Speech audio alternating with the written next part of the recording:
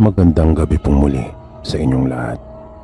Narito na po ang tampok nating kwento para sa gabing ito.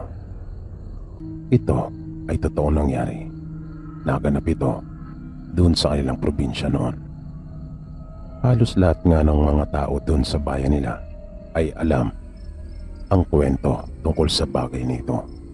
Lalong-lalo na ng mga matatanda pagkat naganap ito mismo noong kapanahunan nila. Base sa kwento, may magkasintahan noon na bagong salta sa baryo nila. At ayon pa sa bali-balita, nagtanan umanon dalawa mula sa kanilang probinsya. At doon napadpad dahil may kamag-anak yung lalaki na taga roon sa kanilang nayon. Doon nakitira yung magkasintahan pansamantala hanggang sa pinayagan sila magtayo nung kamag-anak ng lalaki ng maliit na kubo para makapagsarili silang dalawa. Makalipas ang ilang buwan, bigla na lang nagkasakit ang buong mag-anak na tinuluyan ng magkasintahan. Nagtaka din ang mga tao noon dun sa kanilang baryo dahil biglaan ang mga nangyari. At kahit ipinasuri na sa doktor ay wala pa rin naging pagbabago. Pagkat wala namang makitang problema ang doktor, kung kaya hindi rin marisitahan ang angkop na gamot. Hanggang sa tuluyan nang namatay yung buong mag-anak sa di malaman at maipaliwanag na karamdamang dumapo sa kanila. Matapos mailibing ang buong mag-anak, ay lumipat na yung magkasintahan doon sa bahay ng mga namatay. Dahil yung lalaki lang ang malapit na kamag-anak na naroon. Pero mayroon ng mga haka-haka at masamang hinala ang mga tao tungkol doon sa magkasintahan.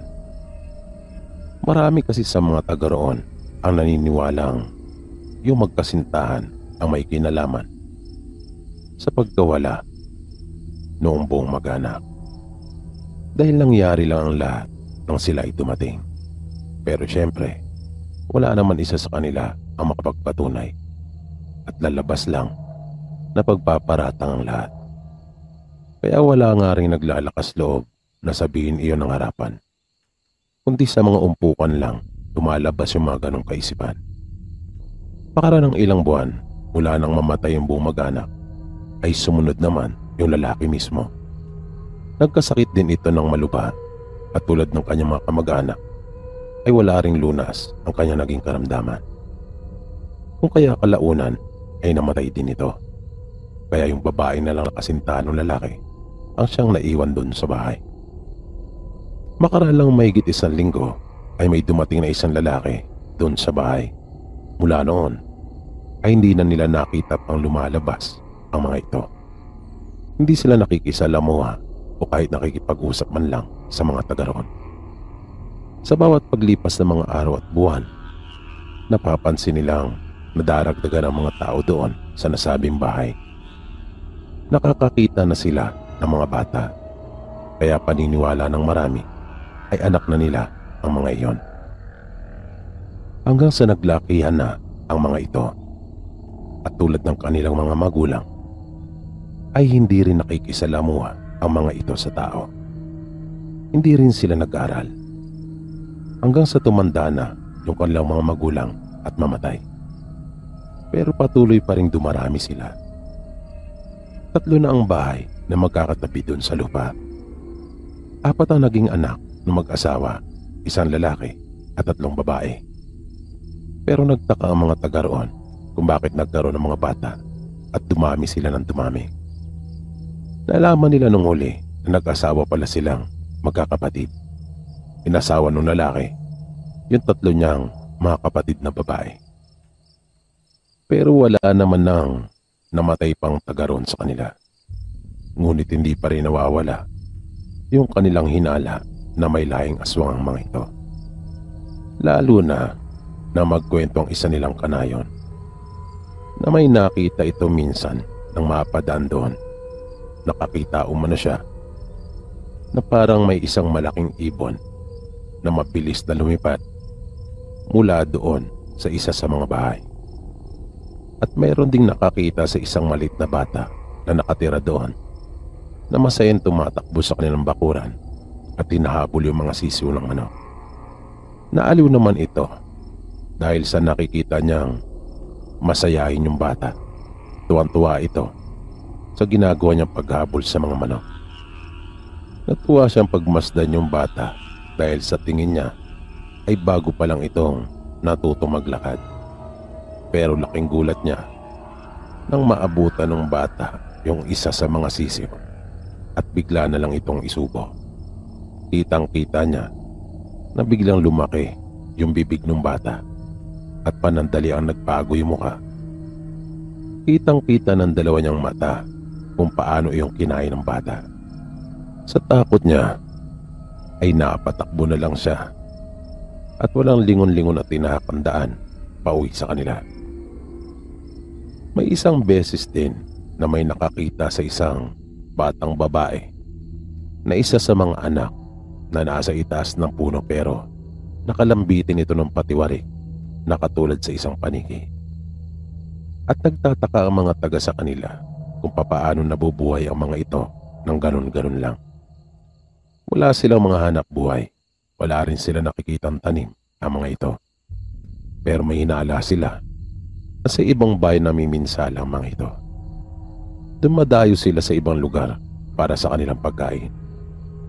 At may mga nagsasabi mula sa karatig bayan nila na may mga aswang nga silang nakikitang gumagala kapag gabi. May pagkakataon din na may isang bahay sa kabilang bayan na inakyat at nakunan ang isang buntis. Mayroon ding mga batang nawawala. Ngunit malaki ang kanilang problema kung papaano nila ito mapapatunayan dahil wala naman silang matibay na ebidensya. Pero ayon sa nagbahagi sa atin ng kwentong ito sa kasalukuyan, ay wala nang naninira ni isa man sa mga ito doon. Umalis na rin at lumipat ang tirahan. Walang makapagsabi ni isa sa kanila kung saan na napadpad ang mga ito.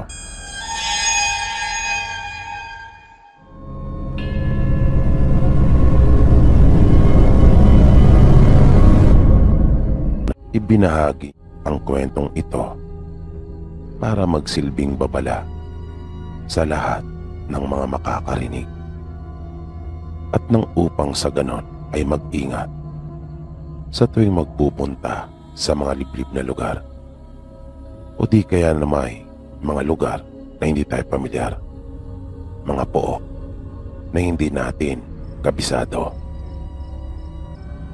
Naganap ang nakakatakot niyang karanasang ito nang minsang magbakasyon sila ng kanilang mag-anak sa probinsya ng nanay niya. 13 anyos siya noong mga panahong ito at kasalukuyang bakasyon nila sa paaralan. 2 pa lang silang magkapatid noon at siya ang panganay. Malaki ang agwat nilang magkapatid, kung kaya magkaiba na sila ng hilig noong mga panahong iyon. Nang dumating sila sa probinsya, ay nakilala nila yung mga pinsan nilang anak ng kapatid ng kanilang ina. Natuwa naman si Andy pagkat may makakasama na siya at makakausap ng mga kaedaran halos niya. Ang sabi ng nanay nila noon, kaya sila umuwi, ay upang pag-usapan ang ukol sa mamanahin nilang lupa. Pagkat mahina na ang lola nila at mukhang hindi na magtatagal pa. Araw-araw siyang pinupuntahan ng 3 niyang pinsan doon sa bahay ng lola nila. Doon kasi sila tumuloy pagkat wala naman silang sariling bahay doon. Minsan, sa pagkukwentuhan nilang magpipinsan, ay napag-usapan nila ang tungkol sa mga kwentong katatakutan tulad ng mga aswang, engkanto at mangkukulam. Maraming mga kwentong ibinahagi yung mga pinsan ni Andy sa kanya. Bagay naman na ikinatuwa niya dahil mahilig siya sa mga ganong uri ng kwento. Pero kasabay din noon ay natakot siya. Dahil yung mga ikinukwento ng tatlo niyang pinsan ay mga totoong karanasan ng mga kamag-anak nila doon sa kanilang probinsya, na nangangahulugang totoo talaga ang mga aswang at mayroon doon sa lalawigan nila. Pero sa lahat ng mga ikinuwento nila ay may isang pinaka naging interesante para kay Andy, at ito ay yung tungkol sa binanggit nila na isang tagong lugar, isang sityo na hindi kabilang sa listahan ng mga lugar sa kanilang munisipyo at bayan. Isang maliit na nayon na kung saan yung mga tao ay naninirahan at namumuhay ng hiwalay sa ibang mga tao. Isang maliit umano na pamayanan na may sariling paraan at uri ng pamumuhay na kakaiba sa ibang mga taong naninirahan din doon sa probinsya. Pero base na rin sa pagsasalaysay ng kanyang mga pinsan, ang nasabing pamayanan na iyon ay maituturing na isa lamang alamat, pagkat walang sino mang nakapagpatunay na totoong umiiral nga iyon at existido. Ang isang bagay pa na nakapagbigay ng matinding takot kay Andy ay ang sinabi ng mga pinsan niya tungkol sa kung anong uri ng mga tao ang naninirahan sa nasabing sityo na iyon. Sabi kasi ng mga ito sa kanya, mga hindi pangkaraniwan tao ang naninirahan doon, kundi mga aswang. Kaya yung mga kanayo nilang nawala ay pinaniniwalaan nilang napadpad sa nasabing lugar na iyon, kung kaya hindi na nakabalik pa. Ayon pa kay Andy, nang kanyang marinig ang mga sinabing iyon ng kanyang mga pinsan, ay talagang nangilabot siya at naging malikot na kaagad ang kanyang isipan sa kung ano ang mga maaaring masaklap na sinapit ng mga taong sinasabi nilang napadpad sa tagong sityo na iyon. Makalipas pa ang 3 araw na naroon sila sa probinsya, ay bigla na lang nagulantang ang mga tao sa bahay ng lola nila. Iyon ay matapos nilang marinig ang mga malalakas na paghiyaw at pag-iyak dahil namatay na ang kanilang lola. Kinagabihan noon ay yung unang gabi ng lamay. Habang lumilipas ang oras, ay lalo namang dumarami yung mga taong dumarating para makiramay. Sila namang magpipinsan na laging magkakasama ay naupo sa isang sulok at doon sila nagkwentuhan, habang yung ibang mga tao naman ay abalang nagiinuman at nagsusugal. Yung iba naman ay naglalaro ng mga panlamay na laro sa probinsya tuwing mayroong patay, na hindi ni Andy nakikitang ginagawa sa Maynila sa mga burol. At dahil sa hindi talaga mawala sa isipan niya yung mga ibinahagi nilang kwento sa kanya, lalo na yung patungkol doon sa tagong sityo na iyon, ay nagtanong si Andy sa kanila at muli nilang pinag-usapan ang ukol sa bagay na iyon. Sabi ng isang pinsan niya, minsan na nilang sinubukang magkakaibigan na hanapin at puntahan yung lugar na iyon noon. Pero nung naroon na sila sa bukana ng pinakapalatandaan ay natakot sila at nagsiatrasan. Kaya hindi rin nila napatunayan kung totoo nga ba talaga ang tungkol sa sinasabing pamayanan na iyon. Hindi nila masabi kung may iral ba talaga iyon o isa lang talagang alamat na nagpasalin-salin lang, na nabibigyan ng buhay dahil lamang sa kwento ng mga tao. Maya-maya, habang nasa kalagitnaan pa sila ng kanilang mga pag-uusap, ay isang matandang lalaki ang napadaan. Yumuko ito at sinabi sa kanilang totoo ang ukol sa tagong sityo at umalis na ito. Bigla namang nangilabot si Andy dahil parang siguradong sigurado yung matandang lalaki sa kanyang sinabi sa kanila. Sinundan niya ng tingin yung matanda at narinig niyang biglang nagsalita ang pinsan niyang Siko at sinabing wag na raw niyang pansinin ang matandang iyon dahil may hangin daw ito sa ulo. Nagtaka naman si Andy sa kung ano ang ibig nitong sabihin, kung kaya tinanong niya ang pinsan. Sinabi nito sa kanya na yung matanda ay kilala sa palayaw na si Mang Ando, kung minsan naman ay tinatawag nila itong Andeng. Pero ang totoong pangalan daw nito ay Andres. Kilala umano ito sa kanilang lugar tungkol sa mga ikinukwento nitong pakikipagsapalaran at iba't iba niyang mga karanasan pagdating sa mundo ng kababalagan.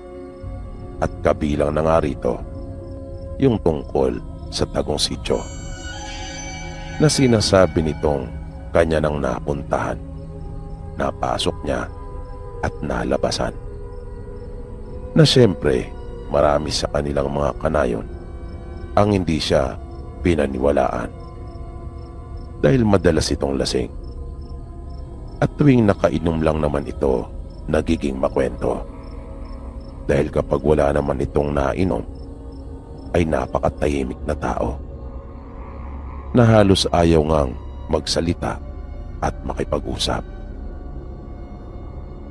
Nang mga mag-aalauna na ng madaling araw ay unti-unti nang nag-uuwian ang mga tao. Pero yung mga malapit nilang kamag-anak ay nanatili, kasama na ng iba pa nilang mga kababaryo.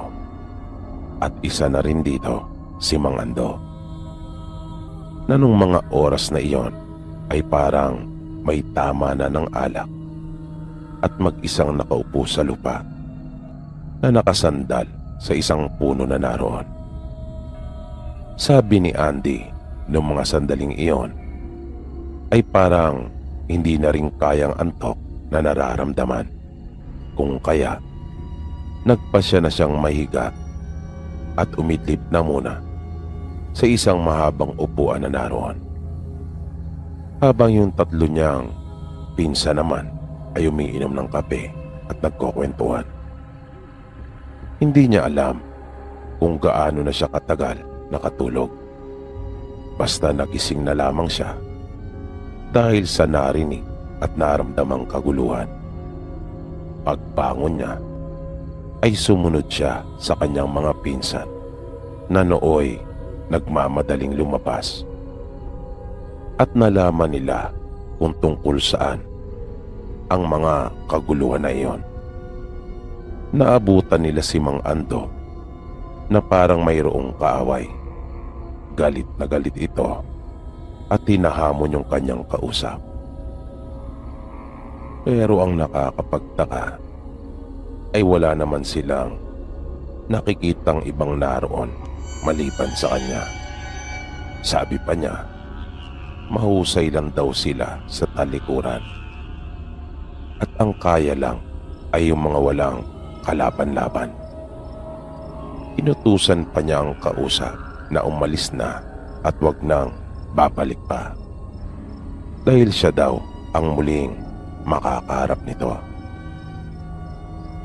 Bagaman tahimik naman ang mga taong naroon na nakikinig, ay hindi maiwasang marinig ni Andy ang kanilang mga sinasabi ng pabulong tungkol kay Mang Ando. Gumagawa na naman daw ito ng eksena at nagpapasikat. At hindi na naman daw nito mapigilan ang sariling magyabang dahil sa kalasingan. Maya-maya pa ay isa-isa lang nag-alisan ang mga tao, habang si Andy naman at 3 pinsan ay naiwan at patuloy na pinagmasdan si Mang Ando, hanggang sa tumalikod na rin ito matapos na sabihing umalis na ang aswang. Hindi makapaniwala si Andy noong mga sandaling iyon na mayroon na palang aswang na nasa malapit at binisita ang lamay ng lola nila. Matapos ang libing ng kanilang lola, ay bumalik ang mga tao sa bahay upang kumain. Ganun pala doon sa kanilang probinsya. Nagkakatay talaga at pinapakain ang mga tao bago umalis at pagkatapos ng libing. Habang kumakain silang magpipinsan, ay biglang tumabi sa kanila si Mang Ando. Nagulat naman sila at nagtaka. Nang makita nito ang kanilang mga reaksyon, ay sinabi ni Mang Ando na mas komportable daw siya sa kanila na makatabi sa pagkain, pagkat naiilang daw siya sa ibang mga taong naroon. Habang kumakain, ay bigla na lang nagsalita si Mang Ando at sinabing kagatin lang daw nila ang kanilang isang daliri. Natigilan silang magpipinsan at hindi naunawaan ang ibig niyang sabihin, kung kaya tinanong nila ito. Mabilis namang inubos ni Mang Ando yung kanyang pagkain at tumayo na ito. Pero bago pa ito tuluyang umalis, ay sinabi niyang, "Tagong sityo, kung makapunta kayo." Kaya nagkatinginan silang magpipinsan. Biglang napaisip si Andy, paanong nalaman ni Mang Ando yung naglalaro sa kanyang isipan? Naisip niyang marahil ay pinagmamasdan sila lagi nito at napapakinggan yung kanilang mga pinag-uusapan. Nang sumunod na araw, nang magkitang muli sila Andy, ay kanila nang pinag-usapan yung plano nilang paghahanap sa sinasabing tagong sityo. Aminado silang pare-pareho na nakakatakot iyon, pero kasabay din noon ay kapanapanabik yun. At nagkasundo silang isagawa iyon ng araw ng Biyernes. Base kasi sa mga kwento-kwento, mas malaki umano ang posibilidad na makita nila yung sinasabing tagong lugar na iyon sa mga araw ng Martes at Biyernes. At iyon nga ang kanilang ginawa. Nang sumapit ang araw ng Biyernes, maaga pa, ay nakahanda na sila. Nagpaalam sila sa kanilang mga magulang at sinabing maliligo lang silang magpipinsan. May dala silang mga itak, lubid at pang-ilaw. Nang pumasok na sila sa kagubatan, ay biglang napaangat ang isang kamay ng pinsan ni Andy. At tila ba sinasabihan silang tumigil na munang sandali. Nakiramdam sila at ni isa ay walang umimik. Maya-maya ay biglang nagsalita si Andy sa mahinang boses at sinabing naramdaman din pala nila. Pagkat kanina pa raw parang mayroong sumusunod sa kanila. Kaya naging mapagmatsyag sila at alerto. Sinabi din ng isang pinsan nila na malapit na sila sa pinakapalatandaan ng bukana ng sityo. Kung kaya, marahil ay iyon ang dahilan kung bakit may mga nararamdaman na silang kakaiba at hindi lang sila ang naroroon. Kulang-kulang 2 oras pang paglalakad at sa wakas ay narating na rin nila yung 2 puno ng balete na magkatabi. At yung pagitan ng mga ito ang siyang sinasabing daanan papunta doon sa tagong sityo. Lumakad sila sa pagitan ng 2 puno at nakita nga nila yung sinasabing daan. Pero bigla silang nagtaka pagkat ang dulo noon ay isang maliit na lawa na mayroong maliit na talon. Medyo nalungkot sila pagkat bigo silang makita yung sinasabing lihim na sityo. At nakumbinsi silang iyon ay isa lamang katang-isip, isa lamang alamat. Kaya sinamantala na lang nila yung pagkakataon para maligo. Tutal ay naroon na lang rin naman sila at iyon din ang paalam nila sa kanilang mga magulang. Kaya matapos na makapagubad ay isa-isa silang nagsitalunan sa tubig. Dinaan na lang nila sa tawanan at pagkukulitan ng lahat. Nang bigla na lang silang natigilan nang mapansin nilang mayroon ng mga taong nakatayo sa gilid ng kanilang pinaliliguan at nakamasid ang mga ito sa kanila. Bigla silang kinabahan at hindi nakagalaw sa kanilang kinatatayuan. Nalungkot nga sila Andy nang ang masumpungan nila na tinutumbok ng daan ay isang maliit na lawa. Kung kaya, nagpasya na lang silang maligo na magpipinsan. Ngunit biglang may nangyari na hindi nila inaasahan.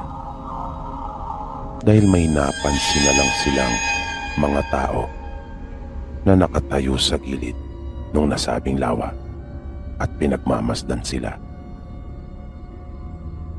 Kung kaya, para silang mga estatwa na hindi nakagalaw sa kanilang kinatatayuan.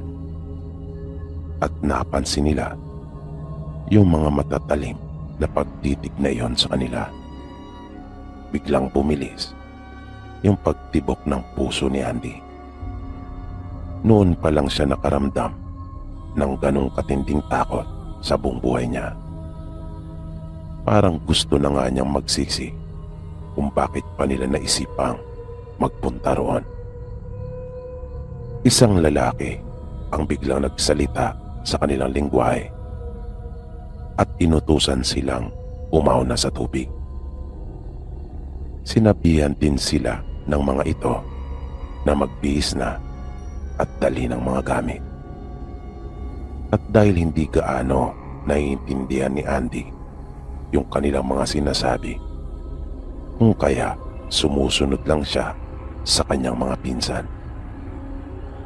Medyo nabuhaya naman sila ng loob dahil ang buong akala nila ay pinagbabawalan lamang sila ng mga ito na maligo doon at pinapauwi na. Pero nang tatahakin na nila ang daan pabalik, ay bigla silang sinita ng mga ito at sinabing sumunod sila sa kanila. Hindi bababa sa 100 yung bilang ng mga ito at lahat sila ay may mga nakasukbit na itak at mas lalo pa silang natakot nang makita nilang naglabas ang mga ito ng malalapad na panyo at sila ay piniringan.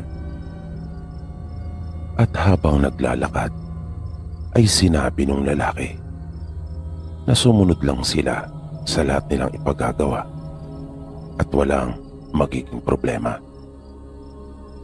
Matagal din silang naglakad bago nila narating yung kanilang destinasyon. Nang tanggalin ng mga lalaki yung piring nila ay nagulat sila. Napaisip kagad si Andy na baka yun na nga yung sinasabing tagong sityo. Halos natipon ang lahat ng mga tao doon at nakatuon ang pansin sa kanila.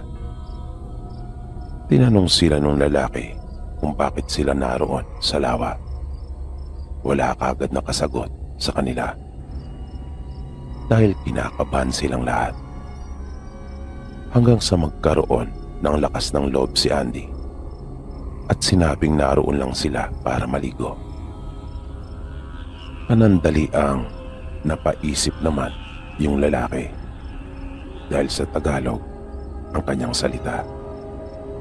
Sinabi pa ni Andy na nagbakasyon lang siya kasama ang kapatid at ina. Kaya nais lang siyang ilibot ng mga pinsan at puntahan yung mga magagandang tanawin. Hindi na umimik pa yung lalaki at tumalikod na ito sa kanila. Pumasok ito sa isang bahay na naroon. Hindi mawala yung kaba na kanilang nararamdaman dahil hindi pa rin umaalis yung mga tao sa kanilang tabi at nakapagdudulot talaga iyon sa kanila ng hindi magandang pakiramdam. Lalong-lalo na yung pagiging tahimik ng mga ito at paraan ng kanilang mga pagtitig. Lumipas pa ang mga oras at nag-aalala na talaga sila dahil siguradong hinahanap na sila ng kanilang mga magulang. Maya-maya, isang babae ang lumapit sa kanila at inilapag ang isang pinggan. Pero wala silang ganang kumain. Sino ba naman ang makakakain sa ganong sitwasyon? At nang nagsisimula ng kumalat ang dilim, ay napansin nilang naging maligalig ang mga tao. Hindi mapakali ang mga ito na nagpaparoon at parito sa kanilang kinalalagyan. Hanggang sa nakita nila yung mga naglalakihang kawa na inilalabas na mula sa isang maliit na kubo. Naging malikot ang mga mata nila Andy at alumpihit na rin sila sa kanilang pagkakaupo.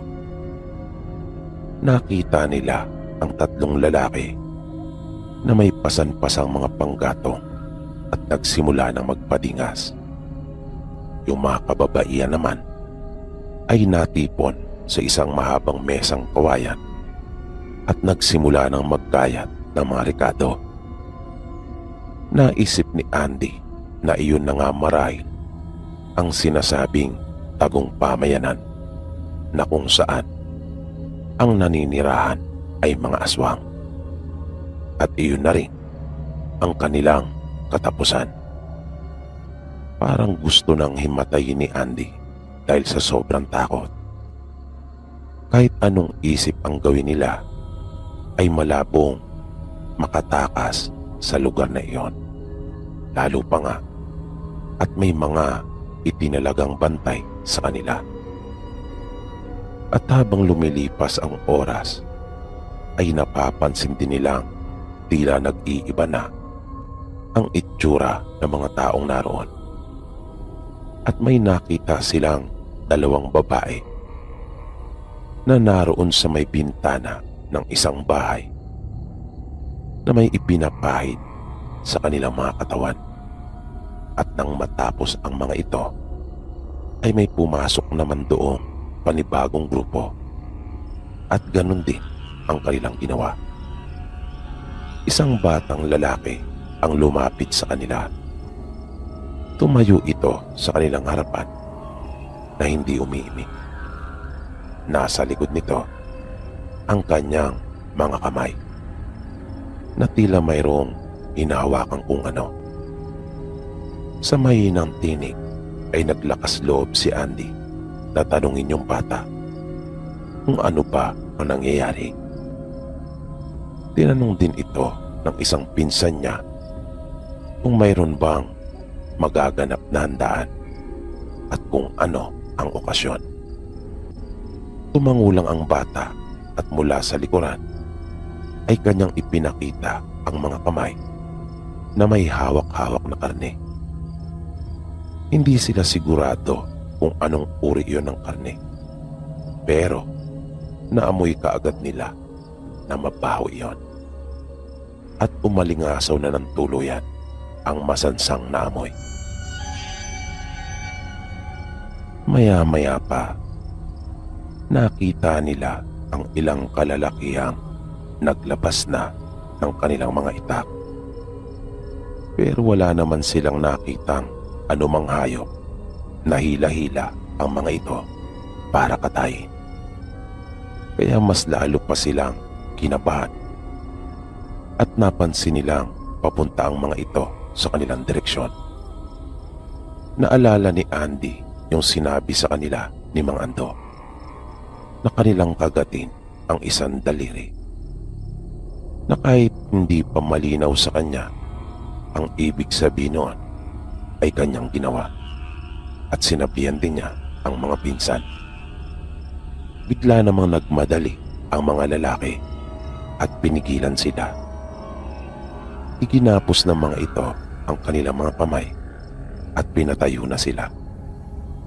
Dinala sila ng mga ito sa harapan ng isang malaking puno, at sa tabi noon ay mayroong dalawang mahahabang mesa na may mga dahon ng saging. Unang pinaluhod ang isang pinsan ni Andy. Sa pagitan nila ng malaking puno ay mayroong putol na puno ng nyog na nakatayo na siyang magsisilbing sangkalan. Panay na ang pagpupumiglas nila at pagmamakaawa, pero baliwalang lahat ng iyon sa kanila. Nagsisigaw sila pero tila bingi ang mga ito at hindi sila pinapansin. Hanggang sa bigla na lang may sumulpot sa likod ng malaking punong iyon at pinigilan yung lalaki na no'y iaangat na sana ang kanyang matalas na itak. Tila nagulat naman ang mga ito at agad na napatras. Pinabig niya sila Andy at pinapunta sa kanyang likuran. Halos hindi makapaniwala ang magpipinsan na nasa harapan nila noong mga sandaling iyon si Mang Ando. Maraming katanungan kaagad ang naglaro sa kanilang isipan, tulad ng kung paano sila nito natunton. Ilang sandali pa ay nasa kanilang harapan na rin yung pinakatumatayong leader ng maliit na pamayanang iyon. At parang takang-taka din ang kanyang mukha, na para bang hindi talaga siya makapaniwala sa kanyang nakikita. At kahit pa nasa kalagayang aswang na ito, ay biglang umamo ang kanyang mukha. Binitawan niya ang hawak na itak at biglang napalod sa harapan ni Mang Ando. At isa-isa nang nagsisunuran ang lahat ng mga naroon. Namangha sila Andy sa kanilang nasaksihan, pagkat ang isang lasinggero at itinuturing ng karamihan doon sa kanilang nayon na isang taong puno ng hangin sa ulo ay iginagalang pala at inirerespeto ng lahat ng mga aswang doon. Nagsalita si Mang Ando at inutusan silang magsitayo na. Sinabi din niya sa kanila na walang dadanak na dugo nung gabing iyon, ni isang patak ay hindi niya papayagan. Lumapit ang mga lalaki kanila Andy at sila ay kinalagan. Pumasok sila sa isang bahay at naupo silang magkakaharap. Nagpaliwanag yung lalaki kay Mang Ando at sinabi ang kanyang dahilan kung bakit nila yon gagawin sana sa magpipinsan. Iniingatan lang naman daw niya yung kapakanan ng kanilang mga kanayon. Ginagampanan lang naman daw niya yung tungkuling iniatang sa kanya ni Mang Ando.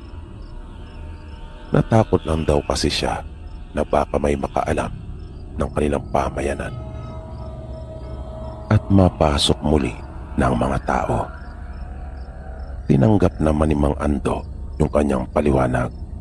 Isa pa ay may pagkukulang din siya, lalo na at hindi niya mapigilan ang kanyang sarili sa tuwing nalalasing. Naisip niyang kung hindi rin dahil sa kanya, malamang ay hindi nagpursige sila Andy na hanapin yung sinasabing tagong sityo na iyon. Pero mariin itong ipinaalaala minsan pa sa lalaki na hindi na sila katulad ng dati. Kaya kung maulit pa ang pangyayaring iyon, ay mas mainam umano na lumikas na lang sila at umiwas. Tumango naman ang lalaki, tanda na kanyang nauunawaan ang mga tinura na iyon ni Mang Ando. Buong gabi ay nagkwentuhan sila nila Andy at marami silang mga nalaman. Ang pamilya pala ni Mang Ando ay napatay at dahil sa hindi niya matanggap ang pangyayaring iyon, kung kaya iniwan niya ang kanilang mga kanayon at iniatang ang tungkulin sa kanyang pinagkakatiwalaan. Pagkat naisip niyang mahina siya at hindi karapat-dapat na maging leader ng kanilang angkan. Dahil mismong pamilya niya ay hindi niya naipagtanggol at naingatan. Pero sa kabila ng lahat, siya pa rin ang itinuturing nilang pinuno. Kung kaya, mataas pa rin ang kanilang paggalang kay Mang Ando. Ibinalita ni Mang Ando sa kanila na hinahanap na sila ng kanilang mga magulang. At yun din ang dahilan kung kaya naisipan niya sila na sundan. Dahil malakas ang kanyang kutob na hinahanap nila Andy yung tagong pamayanan na iyon. Nagpasya silang doon na muna magpalipas ng gabi at sa kinaumagahan na lang sila uuwi. Ayon kay Andy, dahil sa nangyari ay mas nabuksan pa ang kanyang isipan patungkol sa mga kababalagan at mga bagay na hindi karaniwang nangyayari sa araw-araw. Na may mga pagkakataon pa nga na kahit hanggang ngayon ay hirap pa rin siyang paniwalaang nangyari ang lahat ng iyon. Nasabi niya ay ganun pala talaga. Kapag hindi madalas na nangyayari, ay nahihirapan ang isipan nating mga tao na paniwalaang iyon ay totoo. Kaya hindi na umano nakakapagtaka kung bakit marami pa rin ang hindi naniniwala at nakakakita sa kung ano talaga ang mga tunay na nangyayari sa mundo. Partikular na sa mga pangyayaring may kaugnayan at kinalaman sa mga kababalagan.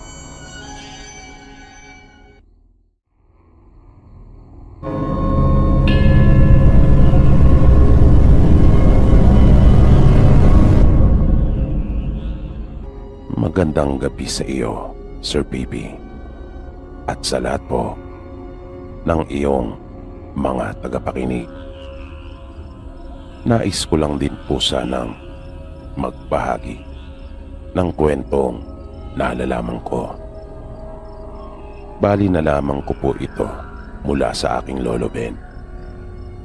Ayon po kasi sa kanya, may pangyayari noon na naganap sa kanilang probinsya, partikular na sa kanilang nayon, na talagang ikinagimbal ng mga tao noon. Nung mga panahong iyon ay bata pa si Lolo Ben. Mga 10 taong gulang daw siya noon. May isa silang kanayon na pinaghihinalaan nilang aswang, at ito ay si Berta. Ayon sa mga taga sa kanila, dayo lang sa kanilang lugar si Berta at hindi tiyak kung saang lugar talaga ito nagmula.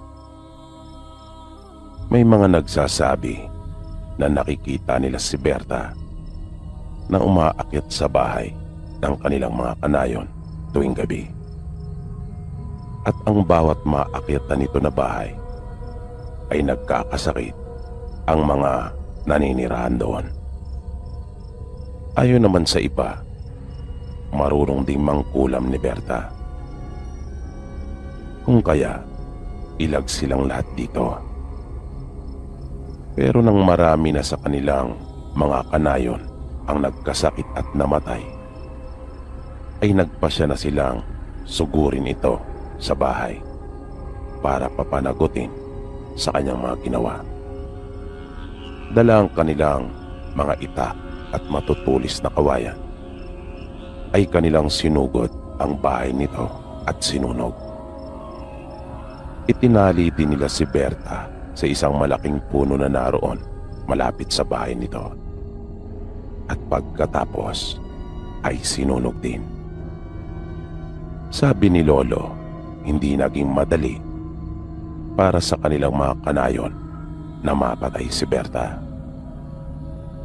At habang nagliliyab ang katawan nito sa apoy, ay narinig pa nila itong sumigaw ng malakas at nagbanta. Sumumpa itong kanila silang pagbabayari na lahat sa kanyang pagbabalik.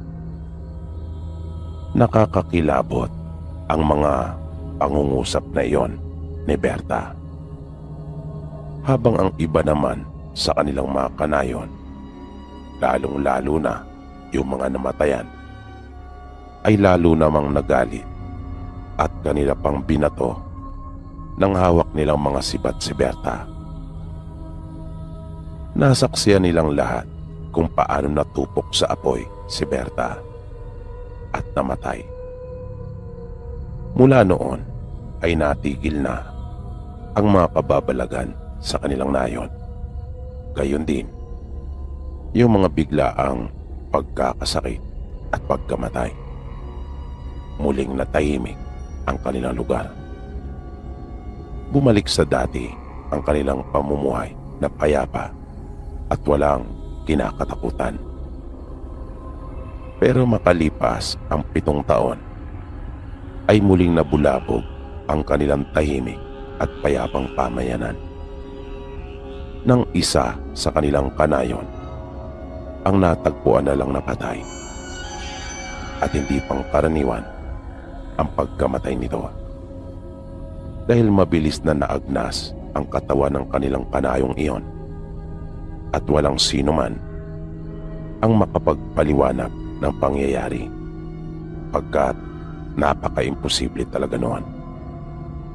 Kahit ang matatanda sa kanilang nayon ay walang maibigay na paliwanag.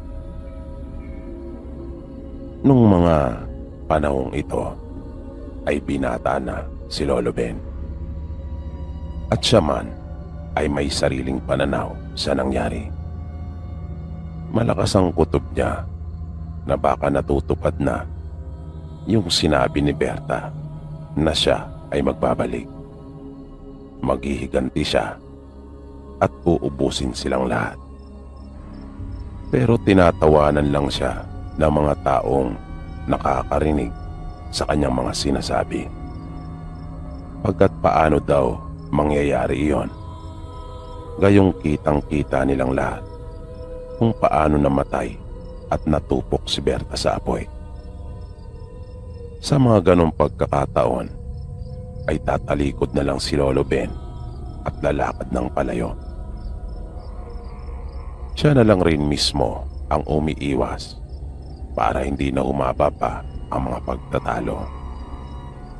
Pero malakas talaga ang kutob niyang may kinalaman kay Berta ang mga nangyayari. Dahil lagi niya itong napapanaginipan, lalong-lalo na yung tagpong sumusumpa ito habang siya ay nasusunog sa apoy. Nakakakilabot talaga yung tagpong iyon. Parang malamig na hangin ang mga boses na iyon ni Berta na nanunood sa kanilang mga kalamnan. Isang gabi ay galing sila Lolo Ben sa bahay ng isa nilang kaibigan. Kasama niya noong mga oras na iyon ang kababata at pinsan niyang si Nitoy.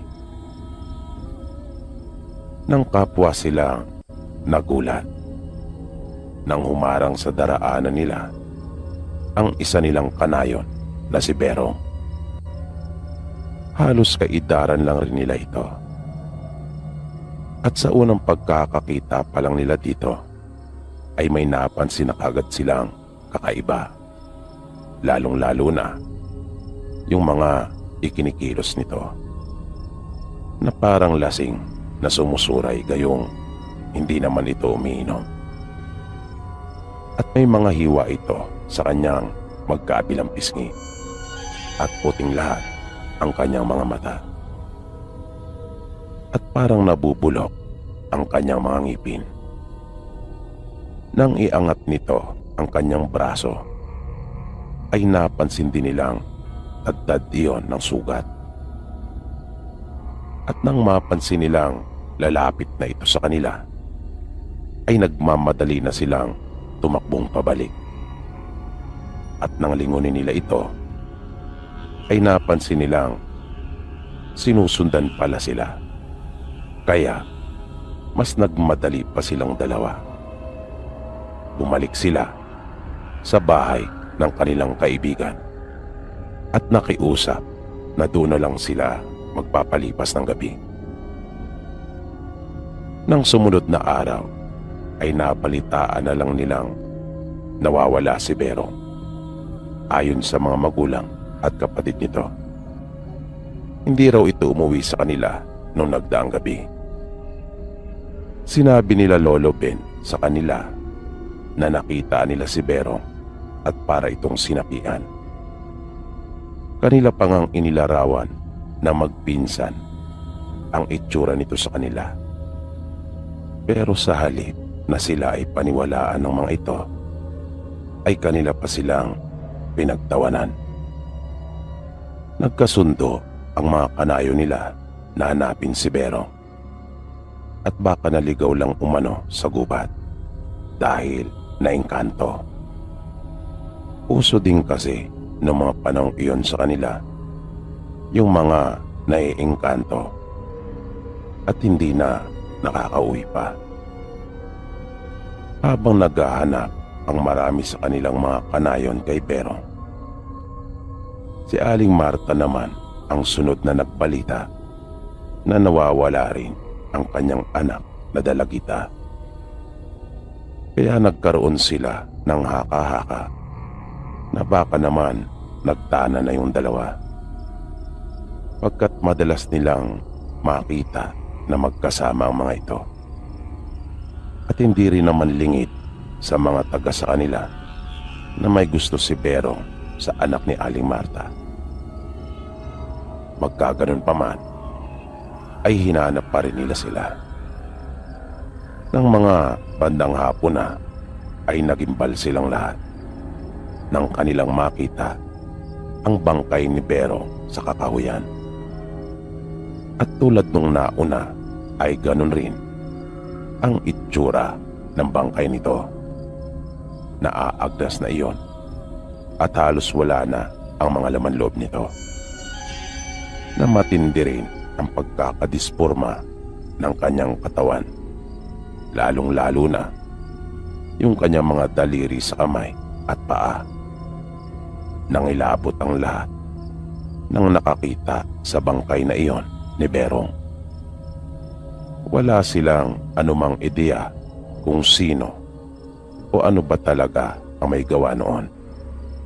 Habang si Lolo Ben naman ay patuloy na naniniwala noong mga oras na iyon na may kinalaman kay Berta ang mga nangyayaring iyon sa kanilang nayon.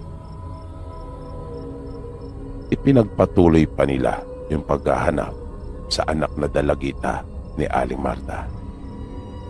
Habang yung iba naman ay dinala na yung bangkay ni Berong. Sila Lolo Ben naman ay umuwi na. Sumama siya sa kanyang pinsan at nagpa siyang doon na muna makitulog. Madalas naman kasi siyang nakikitulog sa bahay ng mga ito. Magkasundo kasi silang magpinsan. Bukod kasi sa pagiging magkamag-anak, ay itinuturing na rin nila ang isa't isa bilang matalik na magkaibigan.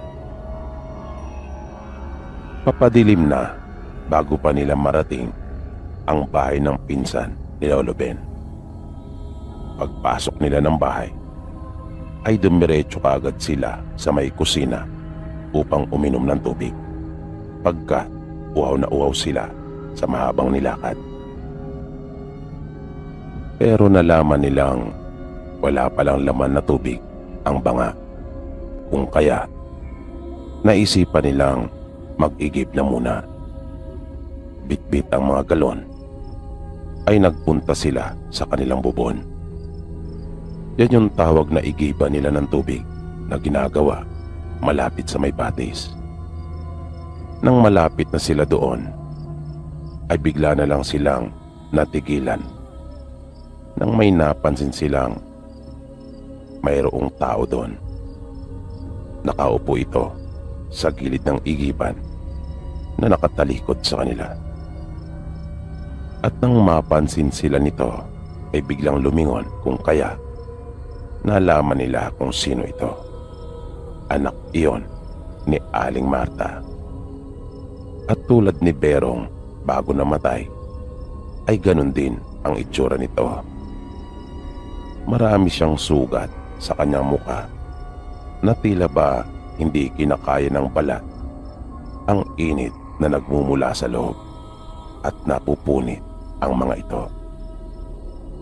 At puti ring lahat ng kanyang mga mata. Nakakaiba din ang kanyang ikinikilos. Nang dahan-dahan na itong tumayo, ay naitapon nilang magpinsan ang kanilang mga dalang galon at agad na napatakbo. Napasigaw sila at tumingin ng saklolo. Maya-maya ay nariyan na rin ang mga kapatid ng pinsan ni Lolo kasama ang kanilang mga magulang at may hawak na itak. Pero nang usisain sila ng mga ito, ay nakapagtatakang nawala na sa kanilang likuran ang anak na iyon ni Aling Marta. Sinabi nila Lolo Ben ang kanilang nakita. Ipinaliwanag din niya ang kanyang naiisip tungkol sa nangyayari sa kanilang nayon. Hinala niya, nagpapasalin-salin yung masamang espiritu ni Berta sa kanilang mga kanayon, na kapag nagawa na nitong lumipat, ay namamatay yung taong pinanggalingan. Sinabi ni Lolo Ben sa kanila na malamang ay iyon na yung sinasabing sumpa ni Berta. Yun yung kanyang paraan para makapagiganti at ubusin sila. At nagsalita na rin ang tsuy ni Lolo Ben at sinabing maaaring ang tama ang naiisip niya, sapagkat yung kanayo nila na unang namatay ay may diferensya sa pag-iisip na madalas nakikitang naglalaro doon sa dating tinirikan ng bahay ni Berta, na malamang ay may nagawa ito upang mabuhay ang sumpa at siya ang unang sinaniban. At si Berong ay madalas namang dumaraan doon sa tuwing ito ay nagsusuga ng kanilang alagang kalabaw. Kung kaya, ito naman ang sunod na nahawaan. Pero ang malaking tanong para sa kanila noong mga sandaling iyon ay kung paano nila mapipigilan ang sumpa. Wala ni isa sa kanila ang nakakaalam kung paano. Kaya ang maaari lang nilang gawin ay ang mag-ingat. Nang matutulog na sila Lolo Ben, ay nag-usap silang magpinsan. Nagkwentuhan pa muna sila pagkat kapwa pa hindi dalawin ng antok. Sa kanilang pag-uusap ay nabanggit ng pinsan ni Lolo na ayaw niyang matulad sa kanilang mga kanayon. Kaya kapag dumating yung pagkakataon na siya na ang mahawaan, ay wag daw magdalawang isip si Lolo na siya ay patay na lang. Bigla namang nalungkot si Lolo at sinaway ang kanyang pinsan na wag magsabi ng mga ganong bagay pagkat hindi umano maganda. Nang sumunod na araw, mabilis na kumalat ang balita na natagpuan na ang anak ni Aling Marta. Ngunit patay na ito. At tulad ng mga nauna ay ganon din ang nangyari sa kanyang bangkay. Pero ang masaklap ay nanay naman ng dalagita ang siyang nawawala. Kaya nagtulong-tulong sila. Hinahanap din nila si Aling Marta na hindi naman sang-ayon sila Lolo Ben sa ginagawa nilang iyon. Dahil mas delikado at lalo lang mapapadali ang paglipat noon sa panibagong katawan. Pero dahil sa pagpupumilit ng kanilang mga kanayon, ay wala din silang nagawa. Bali 3 grupo silang lahat na naghahanap. Halos magalugad na nila yung buong kagubatan, ay hindi pa rin nila makita si Aling Marta. Kung kaya, kinutuban ng hindi maganda si Lolo Ben. Malakas ang paniniwala niyang nasa nayon lang nila ito nagtatago, na maaaring ang nasa mga silong lang ng bahay o di kaya naman ay nagmamasid lamang sa pinagkukublihan nito at naghihintay ng tamang pagkakataon para umatake. Kaya niyaya niya ang kanyang pinsan at 2 pa nilang kaibigan na bumalik na sa kanilang nayon. Kailangan nila itong makita bago pa makapambiktima at makalipat sa panibagong katawan. At hindi nagkamali ng akala si Lolo Ben, pagkat nakita nila itong nasa bubungan ng kanilang kanayon at tila nag-aabang. Ngunit nagulat silang magkakaibigan nang bigla na lang itong lumundag at nakita ni Lolo na ang masusunggaban ay ang kanyang pinsan. Kaya ibinigay na lang niya ang kanyang katawan at ito ay binangga. Kung kaya, kamay niya ang siyang nahawakan ni Aling Marta. Nakakatakot ang itsura nito, na walang tigil sa kakabuka ng kanyang bibig at tila wala sa sarili. At ang mata nitong namumuti ay bigla na lang naging kulay pula. At napahiyaw si Lolo Ben dahil sa sakit. At nakita ng kanyang mga kasama na dahan-dahang naaagdas na ang katawan ni Aling Marta habang lumilipat iyon sa katawan ni Lolo Ben. At unti-unti nang binabalot ang kanyang buong braso paakyat sa kanyang siko. Mabilis na kumilos ang pinsan ni Lolo at walang sabi-sabing tinaga siya nito. Napasigaw si Lolo Ben nang kanyang maramdaman niyon. Isang taga pa ang muli niyang naramdaman at tuluyan na iyong nalaglag. Patay na bumagsak si Aling Marta sa lupa Natumba din si Lolo Ben at hawak ang kanyang putol na braso. Napansin nilang sabay na nagnas at nanigas ang katawan ni Aling Marta at yung kaputol ng braso ni Lolo Ben. At yun pala ang dahilan kung bakit si Lolo ay binansagan ng siputol. Mula noon ay natigil na ang sumpa ni Berta at muling pumayapa ang nayo nila. Nakasabay ng pagkakaputol ng braso ni Lolo ay naputol din ang sumpa.